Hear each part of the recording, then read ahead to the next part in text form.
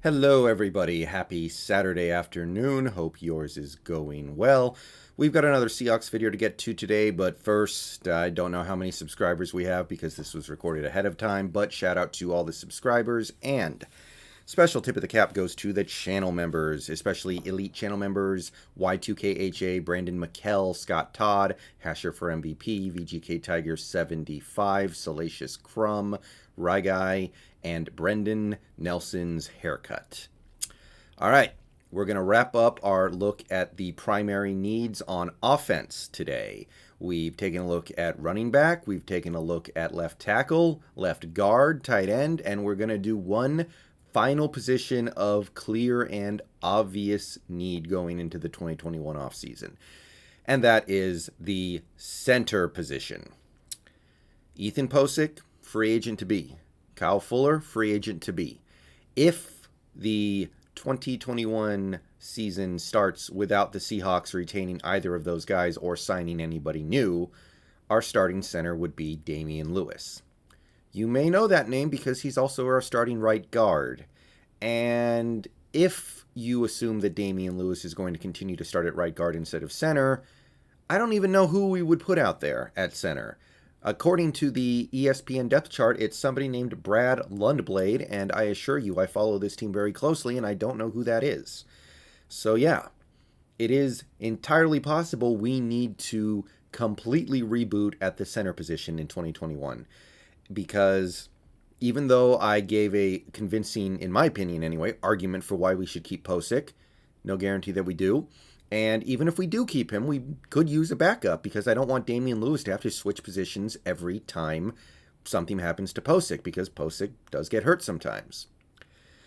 Okay, so before we jump into free agency, the possibility of replacing our centers in-house seem very, very remote. The only thing we could do is move Damien Lewis to center, which is feasible, and then get a new right guard. So we could address the center problem, but then we're creating a right guard problem. Now, Damien Lewis played center one game last year and did okay, I guess. A lot of penalties, but it wasn't all his fault. But I'm inclined to want to leave him there because he's shown that he can be very good there. I don't want to mess with his development. I don't want to jerk him around like we did with Posick many years ago. So if Damien Lewis is the future center, then great. But I'm going to move forward under the assumption that he's not, that he's going to stay where he is. And after that assumption is made, there's no real option on the team to start at center in 2021. So,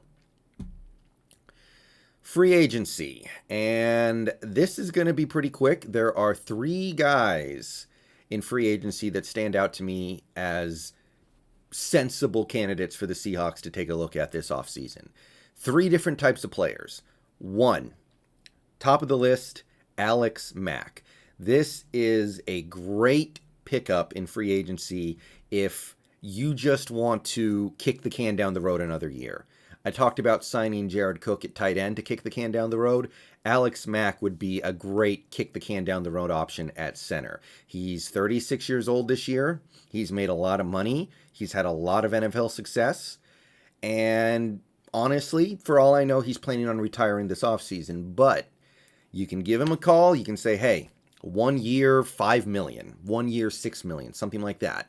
You want to come play for the Seahawks for your final year? Maybe you can get a ring out of it. At the very least, you're probably going to get to play another playoff game. I know you missed that. You've already made a lot of money. You're getting old. You've still got something left in the tank. If you look at PFF, he got a 65.6 PFF rating, which is reasonably solid. Only allowed 1 sack over almost 1,000 snaps. So, hey, if you just want to say, I'll deal with this later, just give me a guy who can play for 1 year, Alex Mack is your dude. And I would certainly take this as a stopgap option over Mike Pouncey, who has barely played for 2 years now in the last 2 seasons. So, yeah, Alex Mack, kick the can down the road. Option number 2 would be Corey Linsley, 30 years old this year from the Green Bay Packers. And if you really want to prove to Wilson that you care about his complaints this offseason, if you really want to prove to him that, hey, we hear you and we're going to try to fix this right now using every resource at our disposal, Corey Linsley's your dude. Corey Linsley, I mean, my God, had a PFF grade of 90 in 2020. He missed some snaps. He missed some games. But he had a clean 2020. This may be the best center in the game. So if you get this guy, you're saying we're going to make center one of our top priorities as a team going forward. Now, you're going to have to fork over a little bit of cash. Although his age makes him not quite as expensive as a couple other guys you could get, like Karras from the Dolphins. So you're getting a super elite center for a premium price, but not super premium. 3 years, $29 million. Again, this is just a Spotrac projection. But if this is the case, I think that's fair. I think that's reasonable. I think that makes sense. As long as you're confident that Linsley is able to stay healthy and is able to give you 3 good years, which seems likely based off other centers in the league. Yeah, $9.7 million a year. You might have to move some players around or cut some guys to make it happen, but hey, this guy's good. I think it'd be worth it. All right, one last guy. It's the next guy on the list, David Andrews, 29 years old from the Patriots, free agent to be. This is kind of the guy, if you want to say to Wilson, yeah, we care about your offensive line complaints, but we just don't want to completely remake our roster this offseason. We're not there yet. Because David Andrews is very good. He had a PFF grade of 67.7, played over 700 snaps, only allowed 2 sacks, 1 penalty. He's a very good center, but he's a step down from a guy like Linsley. And when you get him, you're saying, yeah, we got you a very nice center. Not the best in the league, but he'll do. And if we got David Andrews, I would say that's a good, fair compromise between scraping the bargain bin and spending top dollar. So as for David Andrews' contract projection, Spotrac says 3 years, $21 million. And it's possible that David Andrews gets dinged a bit because of the cap going down, so maybe it'll be 3 years, $20 million. That strikes me as a fairly reasonable rate for a very good, very quality starting NFL center.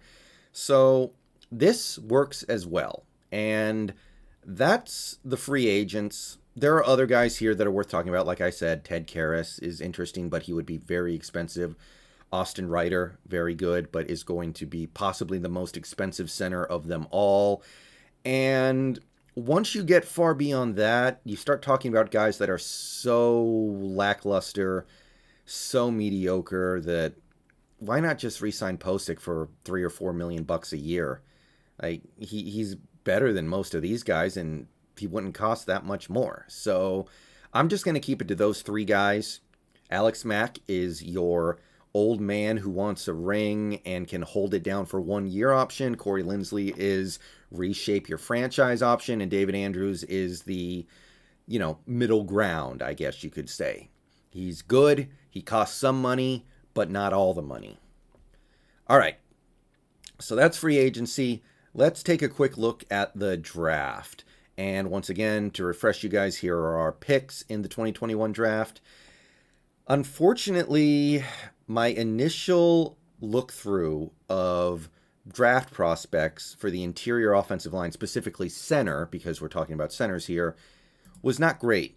I didn't really find guys that made sense to me. There are good prospects. There are guys that we could get who might work out well for us as a center.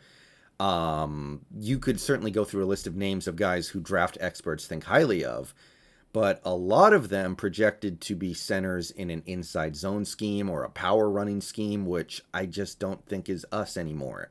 So after really looking through these names, doing a little bit of scouting, the only name that stuck out to me would be Drew Dahlman of the Stanford Cardinal, and he projects to be a 6th to 7th round pick.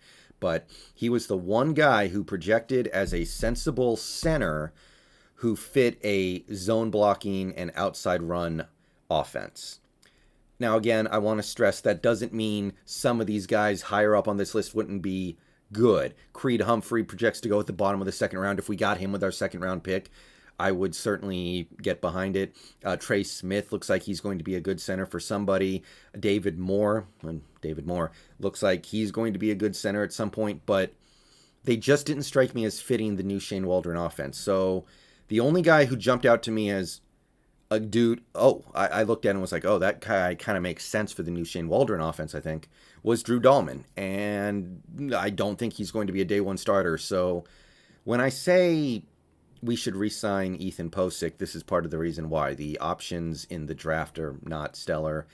And I understand Posick is not the most exciting player in the world, but I'm just not seeing great options to replace him unless you want to go spend some free agency dollars. So that's my look at center, a little shorter than the others, but I don't know. This draft class is just not doing it for me in the center spot. So let me know what you guys think in the comments. Who do you want to get? What do you want to do at the center spot? I'm going to get out of here. See you guys in stream later. Peace out. Go Hawks.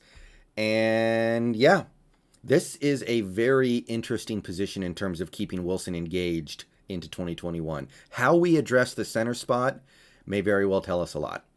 All right. See you later.